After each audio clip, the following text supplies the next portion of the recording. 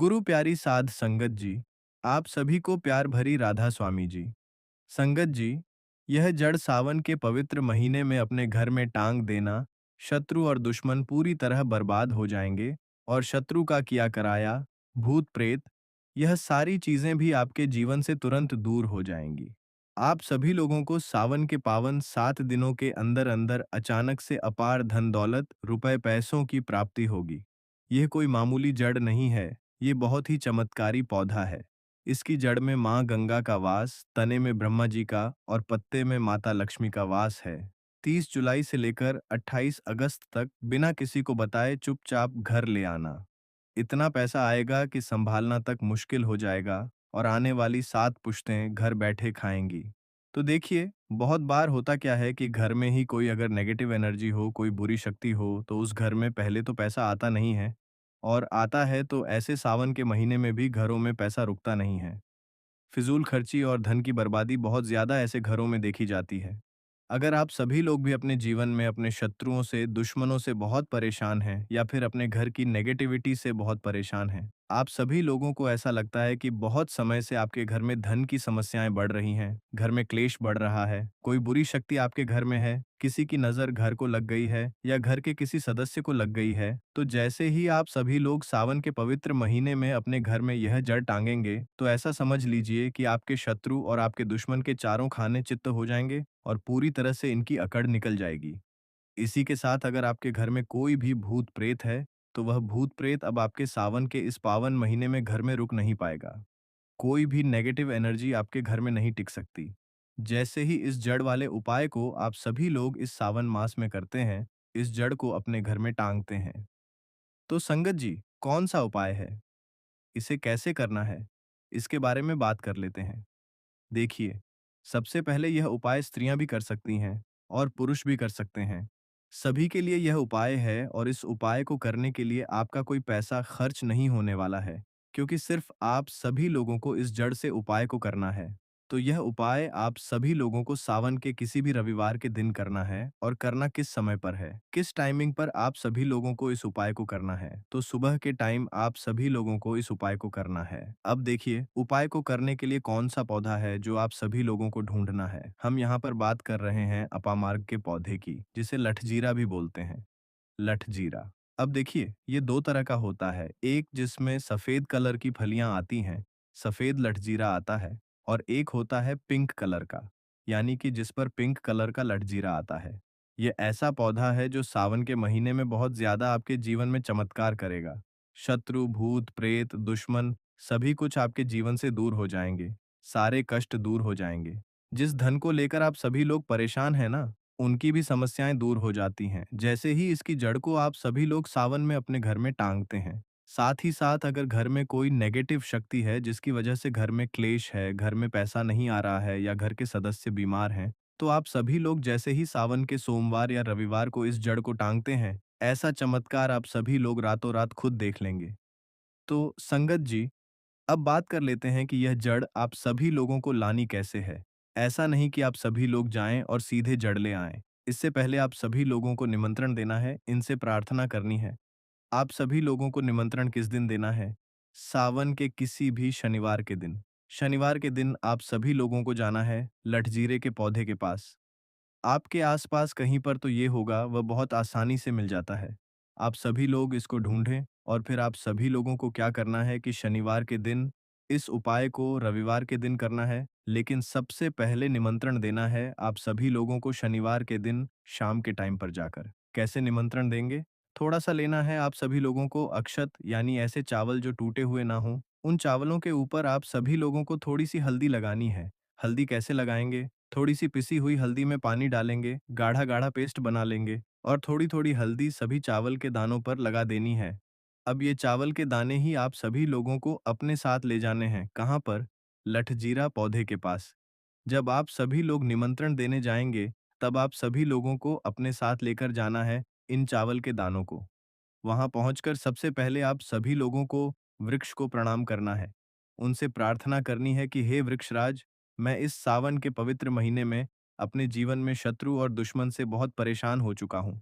मेरे घर में शत्रु, भूत प्रेत, इस तरह की चीजें हैं। अगर आपके घर में हैं, तब ऐसा कहेंगे आप सभी लोग। अगर आप सभी लोगों को ऐसा नहीं लगता है कि आपके घर में कुछ है, तब आप सभी लोग केवल शत्रुओं को दूर करने के लिए प्रार्थना करेंगे। तो जो भी आपकी समस्या है, जो भी मनोकामना है, वह सब कुछ आप सभी लोगों को वृक्षराज से कह देना है। उस वृक्ष से कहने के बाद जो पीले चावल आप सभी लोग लेकर गए थे, कच्चे चावल लेकर जाने हैं, पके हुए नहीं। यहाँ पर आप सभी लोग बिल्कुल भी कंफ्यूज ना हो, तो वह चावल आप सभी लोगों को पेड़ के पास डाल देने हैं। हाथ जोड़कर उनसे प्रार्थना करनी है कि आप सावन के इस महीने में मेरी सहायता कीजिए, मेरे शत्रुओं से मुझे बचाइए, शत्रु भूत प्रेत सभी कुछ मेरे जीवन से दूर हों, शत्रु का किया कराया तंत्र मंत्र तुरंत मेरे ऊपर से हट जाए, ऐसी कृपा मुझ पर कर दीजिए। ऐसी आप सभी लोगों को प्रार्थना करनी है और पीले चावल वहां डालकर आप सभी लोगों को आ जाना है। थोड़े से चावल भी बचाकर घर नहीं लेकर आएंगे, सारे चावल वहीं डालकर आप सभी लोगों को अपने घर पर आ जाना है। फिर सावन के रविवार के दिन जब आप सभी लोग उठेंगे, सुबह में स्नान आदि आप सभी लोगों को करना है और फिर आप सभी लोगों को पहुंच जाना है उसी वृक्ष के नीचे यानी कि लठजीरे के पेड़ के नीचे आप सभी लोगों को पहुंच जाना है। तो देखिए ये जो पौधा है ये 2 तरह का होता है, एक तो बहुत बड़े साइज़ में और एक थोड़ा झाड़ी की तरह होता है। तो थोड़ा झाड़ी वाला जो पौधा होगा छोटा, वही आप सभी लोगों को उखाड़ लेना है। पूरा उखाड़ लेंगे और इसे उखाड़कर हाथ जोड़कर प्रणाम करके अपने घर लेकर आ जाएँगे। अब आप सभी लोगों को क्या करना है, इस पौधे से जड़ निकाल लेनी है। जो नीचे की तरफ की जड़ होगी, उसे आप सभी लोगों को निकाल लेना है, साफ जल से धो लेंगे, फिर थोड़ा गंगा जल इसके ऊपर छिड़क देना है। 3-4 बूंदें गंगा जल की डाल देंगे, क्योंकि सावन में गंगा जल का महत्व बहुत बढ़ जाता है। अब आप सभी लोगों को थोड़ा-सा हल्दी का तिलक लगा देना है, बहुत ज़रा-सी आप सभी लोगों को रोली लगानी है, जिसे कि हम कुमकुम भी बोलते हैं। थोड़ी-सी रोली लगाएँगे, बहुत ज़्यादा नहीं। अब आप सभी लोगों को क्या करना है, जब आप सभी लोग इस पर हल्दी लगा देंगे, कुमकुम लगा देंगे, इसके बाद आप सभी लोगों को इस जड़ को अपनी आँखों के सामने, यानी अपने सामने आप सभी लोगों को रखना है और आप सभी लोगों को 11 बार बजरंगबली का पाठ करना है या सावन का महीना है तो शिव चालीसा का भी पाठ कर सकते हैं। कितनी बार? 11 बार जड़ को अपने सामने रख के। किसी कपड़े पर रख दें या फिर किसी भी बर्तन में भी आप सभी लोग रख सकते हैं। फिर आप सभी लोगों को 11 बार बजरंगबली या हनुमान चालीसा का पाठ करना है। जब आप सभी लोग पाठ कर लेंगे, उसके बाद आप सभी लोगों को क्या करना है? इस जड़ को उठाना है। अगर आपके पास पीला कपड़ा है तो पीले कपड़े में रख लीजिए इस जड़ को। अब मान लीजिए आपके पास पीला कपड़ा नहीं है, लाल रंग का कपड़ा हो तो लाल कपड़े में रख लीजिए। कितना बड़ा कपड़ा होना चाहिए जिसमें ये जड़ आ जाए, आसानी से ये बंध जाए, निकल कर बाहर ना गिरे। जिसे कि आप सभी लोग कहीं पर रखते हैं या घर में टांगते हैं, तो ये बाहर ना निकले। इतना बड़ा कपड़ा आप सभी लोगों को लेना है और इस जड़ को बांध देना है, एक पोटली टाइप की बना लेनी है। अब देखिए, जो लोग बहुत बड़ी बिल्डिंग्स वगैरह में रहते हैं शहरों में, तो वे इस जड़ को अपनी बालकनी में टांग देंगे, बालकनी में लटका देंगे। जैसे जिन लोगों के घर में बहुत ज्यादा नकारात्मक ऊर्जा है, नेगेटिविटी है, बहुत ज्यादा शत्रु, भूत प्रेत परेशान कर रहे हैं, वह लोग अपने घर के मुख्य द्वार पर या बालकनी में इसे टांगेंगे। अब जिन लोगों को ऐसा लगता है कि उनके ऊपर कुछ किया कराया है, उनके ऊपर कोई तंत्र मंत्र है, कोई जादू टोना है या शत्रु ने कुछ खिलाकर कुछ करवा दिया है, क्योंकि बहुत सारी सफेद रंग की वस्तुओं के अंदर लोग जो शत्रु होते हैं, दुश्मन होते हैं, वह लोगों के ऊपर किया कराया करवा देते हैं। तो सबसे पहली चीज तो आप सभी लोगों को ये ध्यान रखनी है कि सफेद रंग की मिठाई कभी भी किसी के हाथ से आप सभी लोगों को नहीं खानी है। दूसरी चीज, अगर आप सभी लोगों को ऐसा लगता है कि आपके ऊपर कुछ है, कोई भी तंत्र मंत्र है, तो आप सभी लोग क्या करेंगे कि ये जो सावन में लाई गई जड़ है, इसके छोटे-छोटे टुकड़े करने हैं और घर में जितने भी सदस्य इस चीज से परेशान हैं, तंत्र मंत्र से परेशान हैं, ब्लैक मैजिक से परेशान हैं, वह सभी इस जड़ को पहन लेंगे अपने हाथ में। पीले कपड़े में या लाल कपड़े में करके हाथ में इसे आप सभी लोगों को बांध लेना है। तो हाथ में कहाँ पर? जहाँ पर हमारी आर्म्स होती हैं, यानी कि थोड़ा ऊपर की तरफ, शोल्डर से थोड़ा नीचे और एल्बो से थोड़ा ऊपर यानी कोहनी से थोड़ा ऊपर आप सभी लोगों को हाथ में इसे बांधना है। संगत जी, अगर आप हमारे चैनल पर नए हैं, तो हमारे राधा स्वामी शब्द चैनल को सब्सक्राइब ज़रूर कर लें और कमेंट बॉक्स में राधा स्वामी जी ज़रूर लिखें। तो यह उपाय करने से शत्रु, भूत, प्रेत सब कुछ आपके जीवन से दूर हो जाते हैं। शत्रु का ब्लैक मैजिक, तंत्र मंत्र भी तुरंत हट जाता है और आप सभी लोग खुद देखेंगे कि सारे काम आपके बनते चले जाते हैं और कभी भी आपके जीवन में कष्ट नहीं आते हैं। अब जो लोग धन को लेकर परेशान हैं, वे इस जड़ को सावन के महीने में अपनी तिजोरी में रखें, रख कर देखें और फिर देखें कैसे धन बरसता है। रातों रात आप सभी लोग कैसे महाधनी बनते हैं। संगत जी, अपामार्ग का पौधा, इस पौधे की जड़ में माँ गंगा और इसकी पत्तियों में, जड़ों में, तनों में ब्रह्मा, विष्णु, महेश, इन तीनों देवों यानी कि पूरी सृष्टि का वास माना जाता है। और सावन में तो शिव जी की कृपा इस पर साक्षात बरसती है। आपके जीवन से जुड़ी चाहे कैसी भी समस्या हो, चाहे वह रुपयों पैसों की दिक्कत हो, घर परिवार से संबंधित हो, नौकरी व्यापार से संबंधित हो, फिर चाहे वह हो स्वास्थ्य से संबंधित, सारी की सारी समस्याएं देखते ही देखते समाप्त होती चली जाएंगी। कैसे इसको धारण करना है, कहाँ से लाना है, कैसे इसको आसानी से प्राप्त करें, सही पौधे की पहचान कैसे करें, लेकिन सबसे पहले आप सभी लोग वीडियो को लाइक करके कमेंट में लिख दीजिए कि हे माता लक्ष्मी और हे भोलेनाथ, आपका हमारे आंगन में स्वागत है।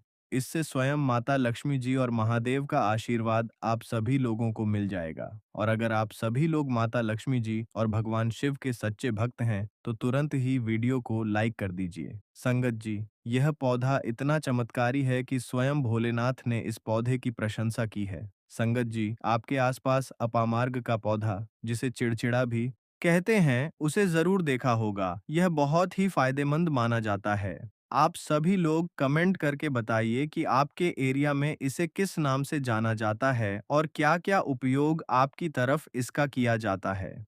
लेकिन आज हम सावन के पावन महीने में लक्ष्मी प्राप्ति के लिए इसका उपाय बताने वाले हैं, क्योंकि इसकी जड़ में माँ गंगा का और इसके पत्तियों, तनों, फलों में ब्रह्मा, विष्णु, महेश का वास होता है। संगत जी, विष्णु भगवान और शिव जी जहाँ प्रसन्न होते हैं, वहाँ माता लक्ष्मी स्वतः आ जाती हैं। और माता लक्ष्मी आती हैं तो जीवन से सभी परेशानियां, रोग, दुख का नाश हो जाता है। आपके जीवन में आप सभी लोगों को उन्नति करने से कोई नहीं रोक पाएगा। आपकी हर मनोकामना होगी पूरी, खुशियों से भर जाएगा आपका घर, आपका भाग्य होगा सातवें आसमान पर। संगत जी, यह वीडियो बहुत ही खास होने वाली है।